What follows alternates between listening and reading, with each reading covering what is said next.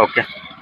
આજે ગુજરાત રાજ્ય આદિવાસી મોરચા દ્વારા દાહોદ જિલ્લા કલેક્ટર સાહેબને આવેદનપત્ર આપવામાં આવ્યું અને એની અંદર દાહોદ જિલ્લાના આદિવાસીઓના વિવિધ પ્રશ્નો જેવા કે ખેડૂતોના દેવા માફી હોય, ખેડૂતોના પાક નિષ્ફળનું વળતરનું હોય, વિદ્યાર્થીઓના શિક્ષણ ફીની વાત હોય અને સ્વાસ્થ્યની વાત હોય, એની સાથે સાથે દાહોદ જિલ્લાની અંદર જે હમણાં મતદાર સુધારણા યાદી ચાલી રહી છે તો મોટા ભાગના દરેક ગામેથી લગભગ 60% 65% લોકો ગુજરાતની અંદર અમદાવાદ, બરોડા, સુરત જેવા શહેરોની અંદર માઇગ્રેટ કરેલું છે.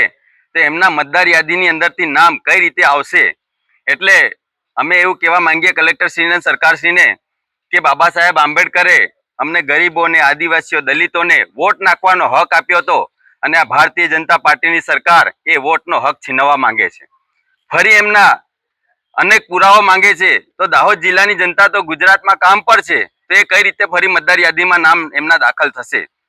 એની સાથે સાથે કોરિડોરનો પ્રશ્ન હોય, નરેગાની અંદર ભ્રષ્ટાચારનો પ્રશ્ન હોય, વિદ્યાર્થીઓના શિક્ષણનો પ્રશ્ન હોય, સરકારી હોસ્પિટલની સ્વાસ્થ્યનો પ્રશ્ન હોય, આવા અનેક મુદ્દા લઈને અમે કલેક્ટરશ્રીને આજે રજૂઆત કરી હતી અને આવનાર દિવસોની અંદર ખેડૂતોના દેવા માફી કરવામાં આવે એવી અમે વિનંતી કરી છે. અને મતદાર સુધારણા યાદીની અંદર અમારા ગરીબો, આદિવાસી, દલિત, બક્ષીઓનો આ વોટ નાખવાનો હક ભારતીય જનતા પાર્ટી ફરી છીનવવા માંગે છે. એના માટે કંઈક નિયમની અંદર ચૂંટણી કમિશન સુધારો વધારો કરે એવી વિનંતી કરવા આજે આવેલા. બસ આટલું કહી વિરમું છું. દાહોદ જિલ્લા કોંગ્રેસ પ્રમુખ હર્ષદભાઈ નીનામા.